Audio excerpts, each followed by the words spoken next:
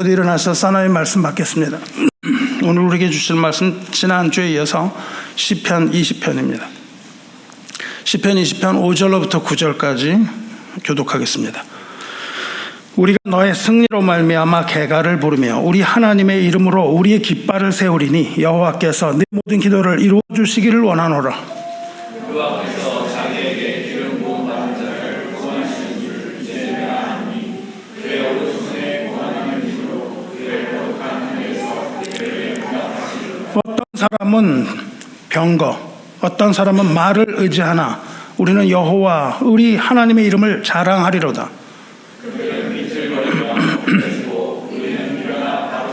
함께 읽겠습니다. 여호와여 왕을 구원하소서. 우리가 부를 때 우리에게 응답하소서. 할렐루야. 아멘. 모두 자리에 앉으시기 바랍니다. 하나님의 말씀과 은혜를 나누겠습니다. 지난주에는 1절로부터 4절까지로 은혜를 나누었는데 이제 그 후반부를 오늘 말씀을 받겠습니다. 시편 20편 이 본시는 기도시입니다. 기도시에 해당해요. 특히 이 기도의 대부분은 이스라엘 백성이 다윗을 위하여 기도드리는 거예요. 출전을 앞둔 이스라엘 왕 다윗을 위하여 백성들이 드리는 기도인데, 백성들만 드리는 기도가 아니라 백성과 다윗 사이에 주고받는 기도의 화답, 기도의 하모니 같은 그런 아름다움입니다. 본시는 적과 전투하기 위하여 출정을 앞둔 다윗 왕을 위한 기도로 시작되죠. 그래서 5절 보시면은 누가 기도하는가가 나오는데 그 기도의 주체가 복수입니다. 우리라고 되어 있어요.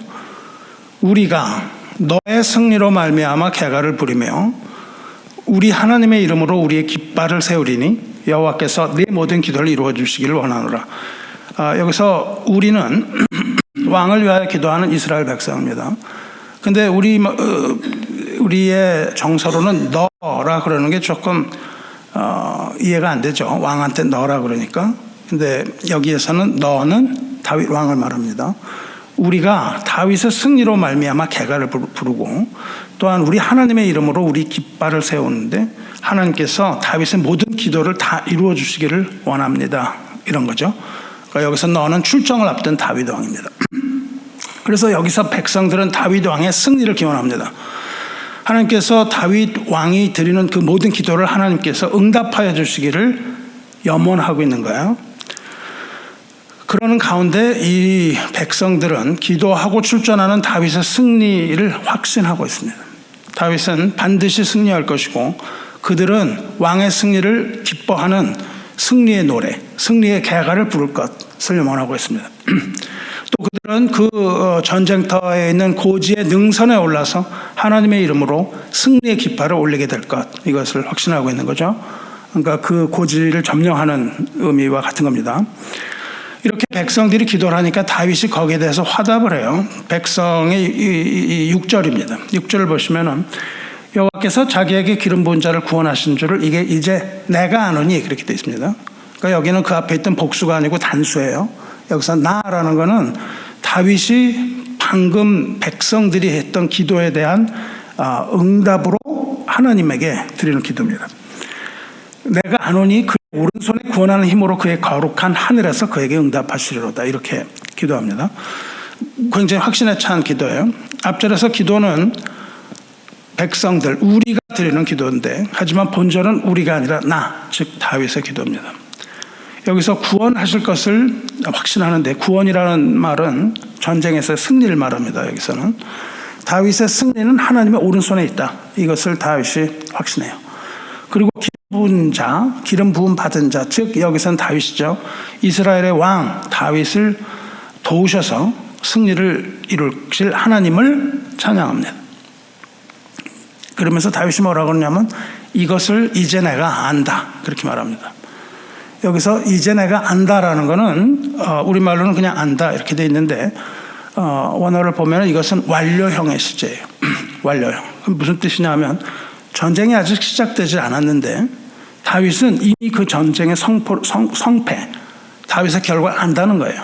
내가 지금 이거를 출정을 하는데 나는 이미 그 성패가 어떻게 될 거라는 것을 안다는 겁니다. 이제 내가 안다 그러는데 이제는 뭐냐면 다윗이 출전에 앞서서 희생 제사를 드린 때입니다. 희생 제사를 드리고 기도를 마친 후 출전하기 앞서 두려웠어요. 두려운 다윗은 기도하고 예배를 드립니다. 희생 제사를 드려요. 그리고 이제 그 기도를 마치고 제사를 마치는 이때에 나는 안다. 이미 승패가 어떻게 될지 나는 확실히 안다. 이렇게 얘기를 하는 거예요. 다윗은 예배와 기도를 통해서 승리의 확신 없습니다. 이때가 바로 다윗이 가지고 있었던 두려움이 확신으로 변하는 때예요. 그때가 다윗이 지금 말하는 이때입니다. 성도 여러분, 참된 예배와 기도, 이거는요 우리에게 어떤 유익을 가져옵니까? 우리의 두려움이 변하여 찬송이 되게 하는 거예요. 우리가 세상의 두려움 가운데 있지만 우리가 그것들을 이기고 하나님께 예배드리고 하나님께 기도를 드릴 때 우리에게 안식이 주어지는 거예요. 그리고 우리의 근심이 변하여서 우리의 기쁨이 됩니다. 힘을 합하여서 우리가 드리는 이 통성 기도, 연합하여 드리는 이 기도, 그리고 거기에 대한 화답, 여기에 힘이 있는 거죠. 기도와 예배는 이 두 손이죠. 우리의 두 손입니다. 이것을 하나님께서 오른손으로 구원하시는, 우리가 기도와 예배 가운데서 오른손으로 구원하시는 하나님의 힘을 목격하게 해주는 통로입니다. 우리가 하나님 앞에 예배와 기도 이거로 나갈 때 하나님의 능력을 경험할 수 있는 거예요. 예배와 기도 가운데 여러분은 일하시는 하나님을 경험하게 되는 겁니다. 이것이 우리가 가져야 할 통로, 유일한 방법입니다. 다윗은 지금 하늘에 계신 하나님이라고 그러면서 이 보좌를 바라보면서 기도를 해요. 거룩한 하늘에서 백성의 기도 들으시고 다윗의 모든 기도를 다 들으신 하나님께서 이 전쟁에 개입하실 것을 확신하고 있습니다. 이것이 바로 그 다윗의 기도죠. 다윗이 그렇게 기도하니까 백성들이 또 기도합니다. 백성들이 뭐라고 그러냐면 그 7절입니다. 어떤 사람은 병거, 어떤 사람은 말을 의지하나 우리는 여호와 우리 하나님의 이름을 자랑하리로다. 그렇게 얘기합니다. 우리는 하나님을 의지한다고 말 안 하고 자랑한다 그렇게 말해요. 자랑한다는 게 무슨 뜻이에요? 하나님의 이름을 높이는 것, 찬양하는 것을 말합니다. 이미 승리를 확신하는 거예요. 하나님을 의지하는 것을 넘어서서 우리에게 승리를 주시는 하나님의 이름을 높이고 자랑함, 이렇게 되는 거죠. 그러니까 여기는 이제 어떻게 승리를 하게 될 것인가를 분명하게 밝혀주는 그런 대목입니다. 이스라엘이 승리할 것인데 승리하는 이유는 그들이 병거나 말을 의지하지 않았기 때문에, 그리고 하나님만을 의지했기 때문에 승리한다, 이런 얘기를 하는 거예요. 병거라는 건 뭐냐면 chariot, 지금으로 말하면 전차입니다. 엄청난 무기죠. 탱크 같은 그 중무기를 말하죠. 말이라는 거 역시 당시에 기마병들이 타던 아주 강력한 무기입니다. 이 전차와 말을 가지고 있으면 대적할 수가 없었어요. 그런데 이스라엘의 대적이었던 연합군은 이 막강한 군비를 다 갖추고 있었다고요. 그런데 이스라엘에게는 이게 없습니다. 병거도 없고 말도 없어요. 왜 그랬을까요? 왜 이스라엘에 이런 게 없었을까요? 경제력이 없었다거나 이런 것도 있을 수 있었겠죠. 기술이 떨어졌다거나 이런 거 있을 수도 있었습니다. 군사적인 거, 전략적인 거, 사회적인 문제가 있었겠지만은 이스라엘 군대에 말과 병거가 없었던 근본적인 이유가 있는데 그것은 바로 하나님의 계명 때문입니다. 신명기 17장 16절에 이렇게 되어 있습니다. 그는, 여기서 그라는 건 왕입니다. 그는 병마를 많이 들지 말 것이요, 병마를 많이 얻으려고 그 백성을 애굽으로 돌아가게 하지 말 것이니, 애굽으로 가지 말라는 겁니다. 이는 여호와께서 너에게 이르시기를 너희가 이후에는 그 길로 다시 돌아가지 말 것이라 하셨습니다. 그러니까 우리가 그 애굽의 휘황찬란한 운명과 전투력과 이런 걸 보고 거기로 돌아가지 말라는 겁니다. 우리는요 출애굽한 사람들이에요. 돌아가면 안 됩니다. 다시 애굽으로 돌아가서는 안 되는 거예요. 근데 그 병거가 없는 막강한 군사력을 본 순간 애굽으로 돌아가고 싶어지는 거죠. 그래서는 안 되는 거죠. 그러니까 여기서 병마를 두지 말아라고 한 그 사람은 누구냐면 이스라엘의 왕이에요. 실제로 다윗은 이 계명 때문에 기병과 말을 두지 않았습니다. 그런데 다윗이 죽고 솔로몬 이후 왕들은 이 계명을 어기기 시작했어요. 그래서 병거를 두고 말을 훈련시키기 시작했습니다. 그러나 그 후에 어떻게 됐죠? 이스라엘은 이방에 의해서 무참하게 패배하고 바벨론의 포로로 끌려가는 사건이 발생을 하는 겁니다. 사랑하는 성도 여러분, 20세기 문학, 미국 문학을 대표하는 소설가 어네스트 해밍웨이라고 있습니다. 이게 너무 유명해서 다 알죠? 어네스트 해밍웨이. 이 사람 작품 중에 The Snows of Kilimanjaro라는 소설이 있어요. The Snows of Kilimanjaro. 킬리만자로의 눈이라는 단편 소설이 있습니다. 소설이 이렇게 시작합니다. 킬리만자로는 다 들어보셨을 겁니다. 킬리만자로는 높이가 19,710피트나 되는 눈 덮인 산으로 아프리카에서 가장 높은 산이다. 서쪽 봉우리는 마사이족 말로 느가예느가이, 즉 신의 집, 하나님의 집이죠. 그 꼭대기를 신의 집이라고 부른단 말이죠. 이 서쪽 그거를 신의 집이라고 부르는데, 서쪽 봉우리 가까이에는 바짝 말라 얼어붙은 표범의 시체가 있다. 그 높은 곳에서 표범이 무엇을 찾고 있었는지 아무도 설명해 주는 사람은 없었다. 이렇게 시작해요. 이 소설을 관통하는 상징으로 눈 덮인 킬리만자로의 정상, 신이라고 부르는, 신의 집이라고 부르는 정상에서 발견된 죽은 표범, 이것이 등장합니다. 이 표범이 왜 죽었는지 아무도 몰라요. 근데 죽었어요. 근데 여기서 이 표범이 왜 죽었는지, 죽음의 원인이 중요한 것도 아닙니다. 여기서 중요한 것은 뭐냐 하면 이 표범이 길을 쓰고 그 높은 정상에 오르려 했다는 거예요. 무슨 이유인지는 모르는데 길을 쓰고 높은 정상에 올랐어요. 그런데 그 표범은 거기서 죽고 맙니다. 이게 스토리예요. 우리가 이 소설에서 느끼는 건 뭐냐면 표범의 인내, 표범의 노력, 그리고 정상을 향한 필사의 투쟁, 뭐 이런 것들이에요. 모든 힘을 써서 갑니다. 이 소설을 주제로 1985년 우리나라의 가황이라고 부르는 조용필이 한 곡을 발표하는데, 그 제목이 뭐냐면 킬리만자로의 표범이에요. 그게 이 소설에 근거한 겁니다. 우리 가요죠. 근데 그 가사를 보면 해밍웨이 작품을 아주 잘 분석한 곡이라고 생각을 해요. 그래서 이게 비록 가요지만 한번 조금 돌아보려고 그래요. 우리는 누구인가를 보여줍니다. 이렇게 시작됩니다. 먹이를 찾아 산기슭을 어슬거리는 하이에나를 본 일이 있는가? 짐승의 썩은 고기만을 찾아다니는 산기슭의 하이에나, 나는 하이에나가 아니라 표범이고 싶다. 산정 높이 올라가서 굶어서 얼어 죽는 눈 덮인 킬리만자로의 그 표범이 되고 싶다. 하이에나는 어떤 동물이에요? 그냥 먹을 거를 찾아서 썩은 고기를 먹고 온갖 짓을 다 하는 하이에나입니다. 나는 이 세상에서 그렇게 살고 싶지 않다는 거예요. 나는 표범처럼 살고 싶대요. 배를 줄일지라도 내가 썩은 고기를 먹을 수 없다. 그래서 나는 킬리만자로의 높은 곳에 올라 내가 거기서 죽을지언정 나는 그렇게 살고 싶다. 이렇게 얘기하는 거죠. 현대는 남성상을 상실을 했습니다. 그래서 현대의 남자들은 이걸 잘 못 느껴요. 잘 못 느낍니다. 이런 마음을 잘 못 느껴요. 진정한 남자는요, 성취욕이 있어요. 뭔가를 이루려고 합니다.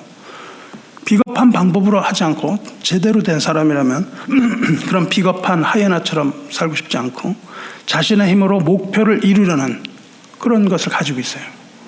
높이 오르려는 겁니다. 이 여성분들은 어떻게 느끼시는지 잘 모르겠는데 남자들에게 이런 것이 굉장히 중요한 걸로 다가옵니다. 그래서 야망이 있는 남자는 산의 정상을 오르고자 하는 거예요. 그래서 자기와 투쟁합니다. 자기와 싸우는 거예요. 나와. 그러면서 또 뭐라고 되어 있냐면요, 자고 나면 위대함을 느끼고 또 자고 나면 초라해버진 나의 모습을 본다 그래요.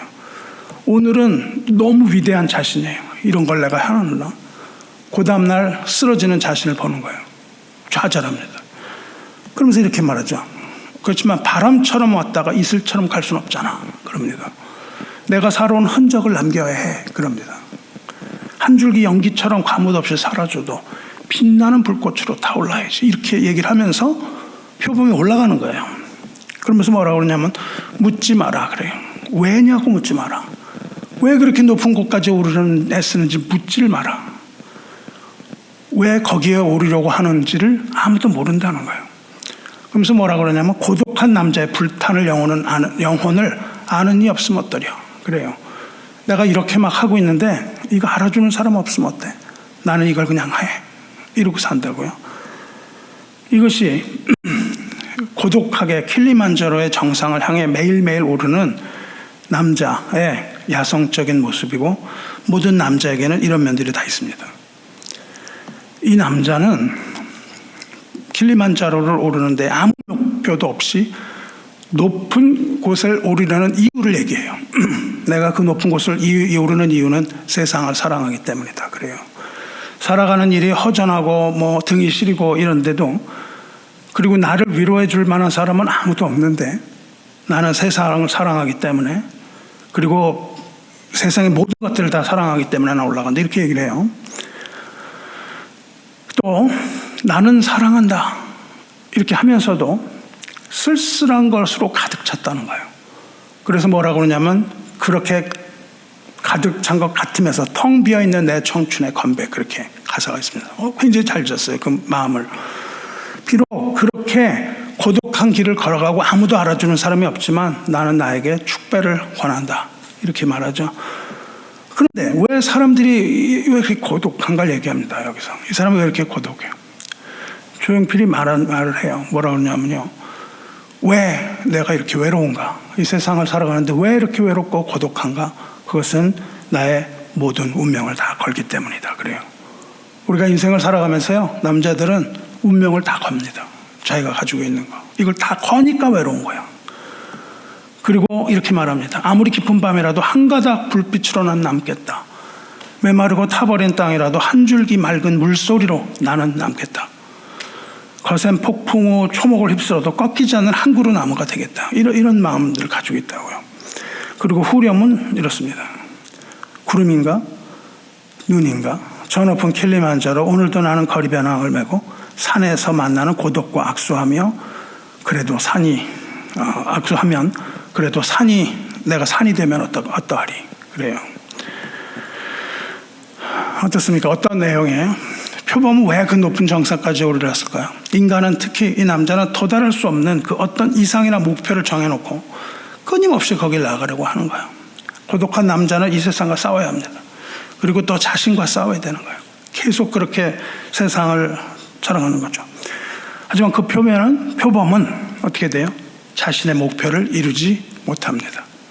못하고 그 정상에서 결국 얼어 죽는 이야기예요. 현실의 벽에 부딪혀서 좌절하고 마는 인간의 모습과 고독한 여정, 이거를 적나라하게 보여줍니다. 주변에 사랑하는 성도 여러분, 우리가 영적인 안목으로 보면요, 우리 인간은 끝없이 저항하고 싸우며 살아가는 존재예요. 여러 형태에 있어서 승부를 겁니다. 승부수를 던져요. 특히 성도의 삶은 더욱 그러합니다. 인간은 이 세월과 싸워야 돼요. 세월을 이길 수가 없습니다. 세월과 부단히 싸워야 됩니다. 고독과 싸워야 돼요. 인생에 닥치는 불행과 싸워야 됩니다. 질병과도 싸워야 돼요. 또 마음속에 찾아오는 쾌락의 유혹과도 싸워야 됩니다. 사랑하는 형제 여러분, 이렇게 고군분투하면서 우리가 치열하게 싸우며 인생을 살아고자 하는 우리 형제들을 좀 위로해 주시기 바래요. 이 남성들을 좀 위로해 주시면 좋겠어요. 우리 옛날에 지금 돌아가신 이어령 교수가 쓴 흙 속의 저바람 속에, 이게 한국의 아버지들을 얘기합니다. 옛날에 한국의 아버지는요, 가정에서 가장 존경받는 존재였어요. 왜? 쌀 한 가마니를 등에 쥐고 벌떡 일어나거든요. 요즘의 아버지들은요, 그 케냐가 어디 있어? 물어보면, 야, 케냐? 내가 어떻게 아냐? 이렇게 아무것도 모르는 아버지예요. 남성상을 다 상실했습니다.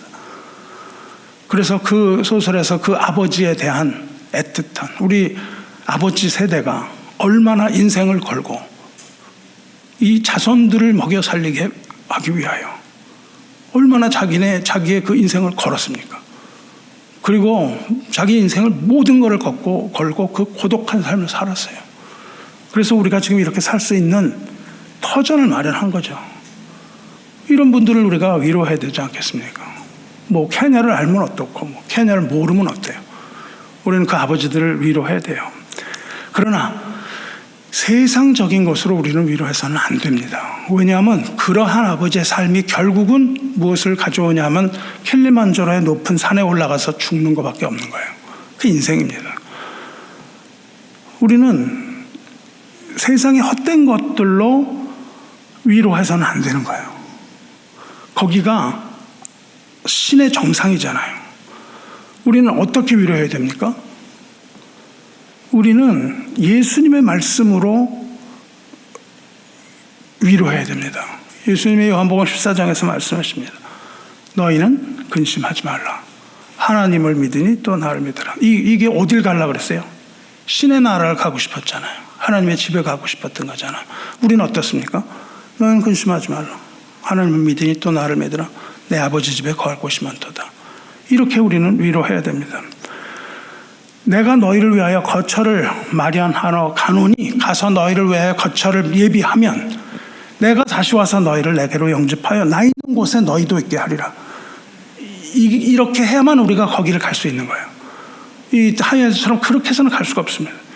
우리 위로는 어디에 있습니까? 승리에 있어요. 승리.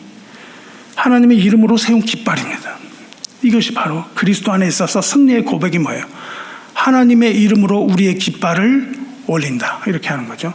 거기 올라가서 하나님의 그 정상에 올라가서 하야나처럼 얼어 죽는 것이 아니라 그 정상에 올라가서 하나님의 이름으로 우리의 깃발을 올리고 우리가 승리의 개가를 풀 수 있도록 하나님께 기도하는 일입니다. 이것이야말로 하나님께서 우리에게 주신 위로가 아닐 수 없습니다. 킬리만자로의 정상에 있는 그 이름이 뭐예요? 신의 집. 이게 뭐예요? 이 소설은 자기 의지와 자기 노력으로 하나님의 집에 가고자 하는 것, 신의 경지에 도달하고 하는 것, 이것을 이야기하고 있거든요. 그러한 인간의 욕망을 그려주고 있다고요. 모두를 걸고 그걸 하려고 발버둥치는 이 남성상. 그러나 이들에게는 그런 위로가 필요한 것이 아니라 예수 그리스도를 아는 복음이 필요한 것이죠. 그 복음으로 우리가 아버지들을 위로해 주기 바라요. 하나님의 집은요, 표범처럼 그런 고귀한 삶을 살려던 사람이 갈 수 있는 곳이 아닙니다. 그곳은 오직 우리 주 예수 그리스도를 통해서만 갈 수 있는 곳이에요. 6절에 그렇게 되어 있지 않습니까? 여호와께서 자기에게 기름 부음 받은 자를 구원하시는 줄 내가 아노니 그의 오른손으로 구원한 힘으로 그의 거룩한 하늘에서 그에게 응답하시리로다. 기름 부은 자, 즉 메시아를 십자가 죽음에서 건지신 하나님께서 예수 안에 있는 모든 자를 다 구원하실 줄로 믿습니다. 그래서 예수께서 우리를 아버지 집으로 인도하시는 분이라는 것을 알고 예수 그리스도를 따라가야 하는 것이지, 킬리만자로의 표범처럼 고결하게 아주 흠결 없는 사람으로 그 산 위에 올라가서 내가 그 장성에서 죽는 표범이 되고 싶다. 이게 어리석은 거죠. 우리는 예수 그리스도를 따라 올라가는 그리스도의 제자들입니다. 오직 주 예수 그리스도의 보혈만이 우리 구원의 보증이 되는 것을 믿으시기를 축원합니다. 헤밍웨이가 한 소설 하나 더 썼는데요. 그 중에 잘 알려진 게 뭐예요? The Old Man and the Sea, 노인과 바다라는 소설이 또 있습니다. 멕시코만에 어떤 늙은 어부가 있는데 이름이 산티아고예요. 산티아고는 아주 성실한 사람입니다. 그리고 사려 깊은 사람이었어요. 어부였습니다. 이 사람이 배를 타고 큰 고기를 잡으러 가는데 84일 동안 한 마리도 고기를 잡지 못해요. 그리고 바다에서 허송세월을 보냅니다. 이거 뭐예요? 완전한 패배. 자기가 하고자 했던 거 다 실패하죠. 84일. 그런데 그는 단념하지 않아요. 그리고 돌아온 길에 사투를 벌입니다. 사투를 벌이면서 큰 물고기를 잡죠. 자기가 탄 나룻배보다도 훨씬 더 큰 물고기를 잡아요. 고기를 잡기 위해서 멀리 갔습니다. 하지만 그 고기를 잡아요. 이건 뭡니까? 인간 승리입니다. 의지의 한국인인 거죠. 84일 동안 그냥 인내하고 의지의 한국인이에요. 그런데 그 고기가 너무 큰 거예요. 그래서 뱃속에 쓰질 못하고 배에다가 매달고 갑니다. 배에다가 매달고 가는데 너무 멀리 나갔어요. 그래서 배가 오랫동안 해안으로 돌아가는 거예요. 그가 해안에 도착했을 때 어떻게 해요? 그 고기는 상어들이 다 뜯어먹고 앙상한 가시만 남았다고요. 무엇을 느끼시나요? 불굴의 의지. 투지, 이런 삶을 살잖아요, 우리가. 이런 삶을 살면서 결국 그 투지와 쟁취하고자 하는 욕구와 이런 것들의 결과가 뭐예요? 그 투쟁의 결과는 완전한 실패가 이루어지는 겁니다. 이게 바로 그 해밍웨이가 말하고자 하는 거죠. 무엇을 의지했어요?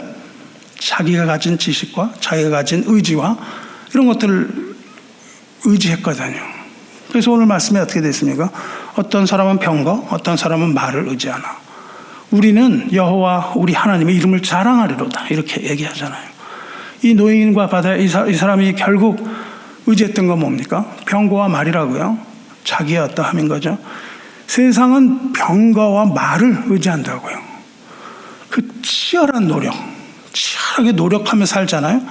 이 치열한 이 노력의 결과는 결국 뭐예요? 뜯어먹혀서 가시만 앙상하게 남은 물고기라는 겁니다. 하나님의 이름을 의지하고 이렇게 안 돼 있고 하나님의 이름을 자랑한다고 돼 있죠.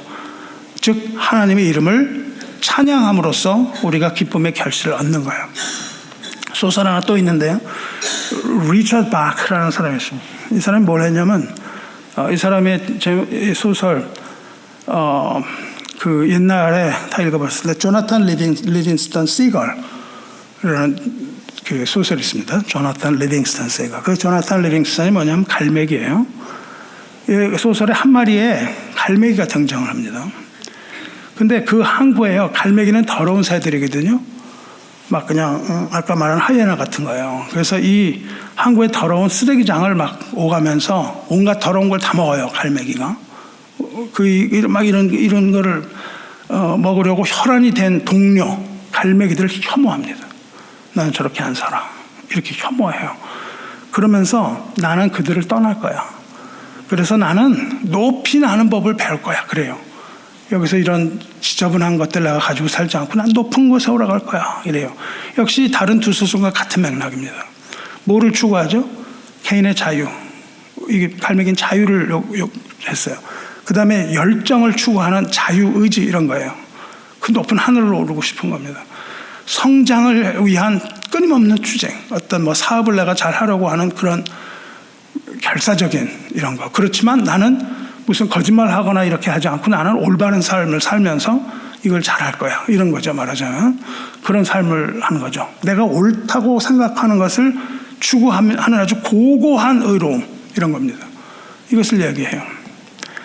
그래서 이 항구의 쓰레기, 여기 쓰레기 더미에서 먹이를 구하기 위해 애를 쓰는 것이 아니라 스스로 높은 곳을 활공하려는 이 갈매기 모습에서 우리는 순수한 생의 승부에 몸을 맡긴 이 고독한 한 인간을 보는 거예요.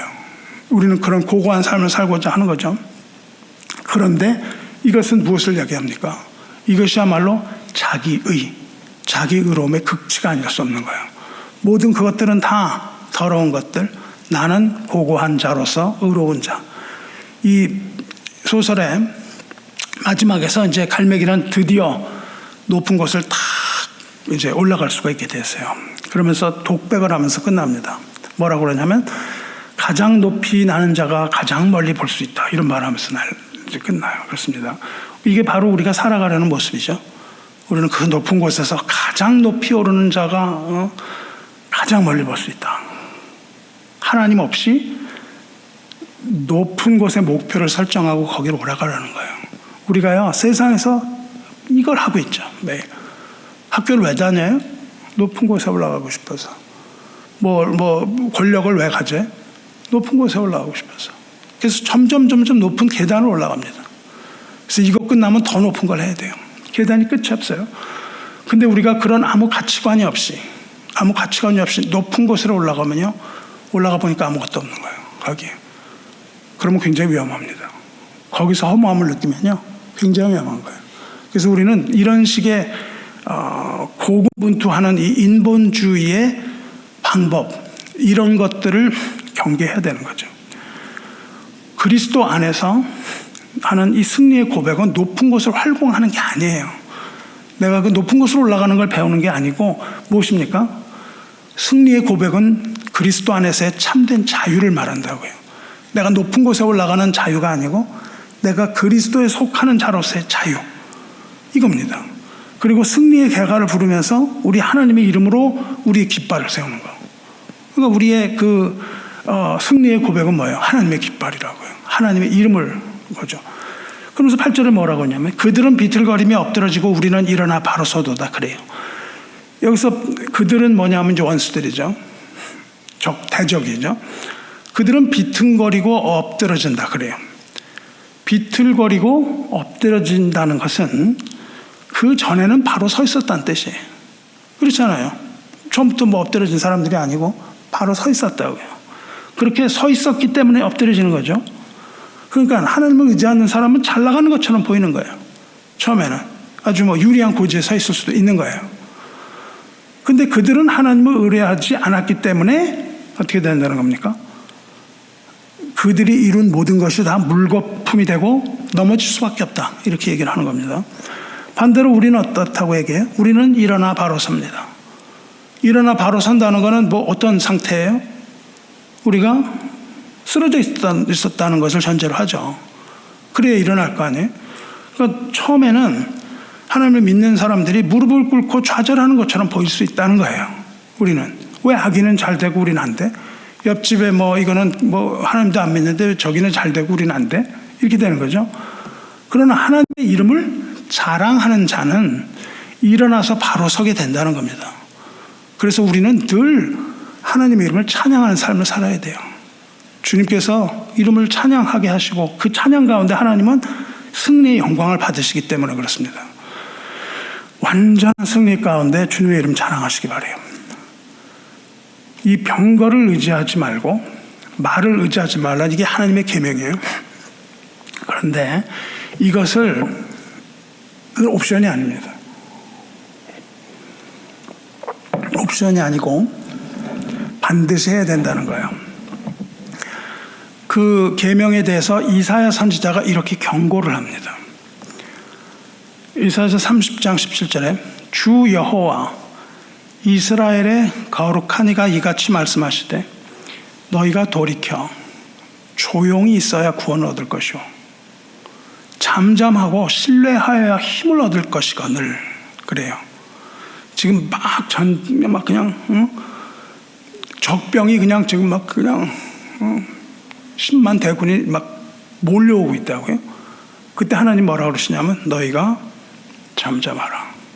그리고 너희가 조용히 있어라. 그래야 구원을 얻을 것이다. 경건한 말을 의지하지 말고 전투에 임할 때 돌이켜서 조용하고 잠잠히 하나님을 신뢰해야 될 것인데 그런데 16절 보면 너희가 원하지 아니하고, 그렇게 하길 원하지 않는다는 거예요. 원하지 않고 이르기를 아니라 우리가 말 타고 도망하리라 그런데요. 말이 있는 겁니다. 적병이 막 쫓아오면은 말 타고 도망가면 되지. 그런 거예요. 우리가 죽어? 우리 빨리 달리는 말이 있는데 우리가 죽냐? 하나님이 뭐 그렇게 얘기했다고 우리가 뭐 잠잠히 있지 말고 소리 지르고 도망쳐야 돼. 이렇게 얘기했다는 거예요. 그래서 너희가 말 타고 도망하리라 했으므로 너희가 도망할 것이요. 실제 도망간다는 겁니다. 그러면서 또 뭐라 그러냐면 우리가 빠른 짐승을 타리라 했으므로 굉장히 빠른 말을 타고 도망간다는 거예요. 그랬더니 뭐라 그러냐면 너희를 쫓는 자들이 더 빠르다 그러는 겁니다. 내가 그 빠른 말을 타고 도망을 갔는데 쫓아오는 자가 더 빠르다는 거예요. 결국 잡히는 것이죠. 말을 의지하지 말아야 할 텐데 오히려 말을 타고 도망하겠다고 하는 날이 온다는 겁니다. 그 날이 왔어요. 실제로. 그때 말을 타고 빨리 도망할 때 추격하는 자들은 훨씬 더 빨리 쫓아온다는 거예요. 하나님을 의지하지 않고 군사력을 의지한 것, 세상을 의지하는 자의 말로입니다. 이사야서가 또 이렇게 말해요. 한 사람이 꾸짖은 즉 1000사람이 도망하겠고, 적병이 와서요 한 사람이 와갖고 소리를 지르는 거예요. 그러니까 우리 1000명 되는 사람이 산산이 흩어져 버리는 겁니다. 그 다음에 5이 꾸짖은 즉 너희가 다 도망한다. 그리고 너희의 남은 자는 없다는 거예요. 겨우 꼭대기에 남은 깃대 같겠고 조금밖에 안 남는다는 겁니다.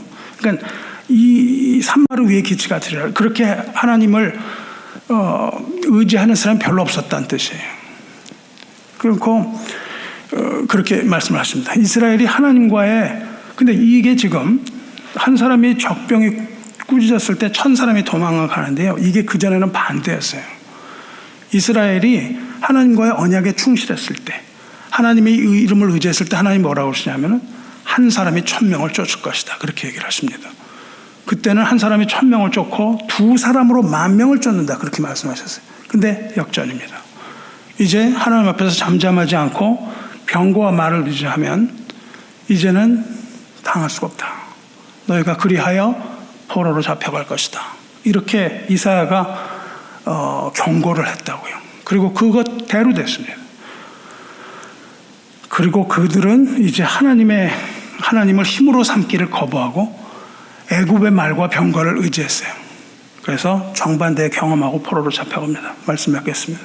사랑하는 성도 여러분, 세상을 의지하지 말아야 되는 거예요. 이건 우리가 누누이 듣는 얘기입니다. 누누이 듣는 거예요. 세상을 의지하지 말고 우리는 오직 하나님의 이름으로 기도해야 됩니다. 하나님의 이름을 소중히 여겨야 돼요. 왜? 하나님께서 하나님의 이름을 우리에게 주셨기 때문이에요. 우리가 어떻게 하는가에 따라서 하나님의 이름이 조롱받을 수도 있고, 우리가 어떻게 하는가에 따라 하나님의 이름이 영광을 받을 수도 있습니다. 하나님께서 내 이름을 둔 곳, 그렇게 말씀하셨어요. 교회는 하나님의 이름을 둔 곳입니다. 우리가 아무것도 아닌 사람들 같아요. 세상에 나가서 우리가 뭘 얼마나 하겠습니까? 그러나 우리는 복음을 가진 자들이에요. 우리는 하나님의 복음을 가지고 이 복음을 세상에 전파하는 자입니다. 이 복음을 설파하는 자들이에요. 그러므로 우리는 그 모든 면에 있어서 세상을 의지하지 말고 오직 하나님의 말씀으로, 하나님의 이름으로 기도하고 우리는 오직 하나님의 영광을 구해야 되는 거예요. 그래서 그 승리의 계가를 우리는 부를 수가 있는 겁니다. 우리 모든 면에서 우리는 승리할 수 있습니다. 그리고 우리는 우리의 이름으로 하나님의 깃발을 세우고 거기에 하나님의 이름을 쓰는 거예요. 그 가장 귀한 이름, 그 귀한 이름이 뭡니까? 갈보리 언덕에 산 예수 그리스도의 이름이에요. 유대인의 왕이라고 되어 있는 그 이름, 가장 귀한 그 이름, 그 이름으로 우리는 하나님을 찬양하고 그 이름으로 우리는 하나님께 기도할 수 있는 권세를 가진 자들입니다. 이것이 하늘과 땅의 모든 권세예요. 이러한 것으로 진정한 승리를 얻고 계가를 부르시기를 주님의 이름으로 축원합니다. 여호와여 왕을 구원하소서, 우리가 부를 때 우리에게 응답하소서, 이렇게 기도하시기 바랍니다. 기도하겠습니다. 자비로우시며 은혜로우신 하나님 아버지, 어떤 이들은 병거와 말을 의지하나 오직 우리는 우리 하나님 여호와 이름을 의지합니다. 세상의 힘과 권세는 덧없고 변하는 것이지만 주님의 능력과 사랑은 영원하며 변치 않음을 믿습니다. 우리는 오직 주님만이 우리의 방패시오 요새시오 구원이심을 고백합니다. 주님의 도우심으로 우리가 승리의 깃발 높이 들게 하여 주시고 우리 모든 소원을 이루어 주시기를 간절히 기도합니다. 그들의 계획과 노력이, 또한 우리의 계획과 노력이 주님의 뜻 안에서 이루어지기를 바랍니다. 우리의 간구가 하나님의 보좌와 주님의 귀에 상달되기를 소망합니다. 우리 원수들이 비틀거리며 나와질 때에 우리는 굳게 서서 주님의 도우심을 경험하게 하시옵소서. 우리를 구원하여 주시옵소서.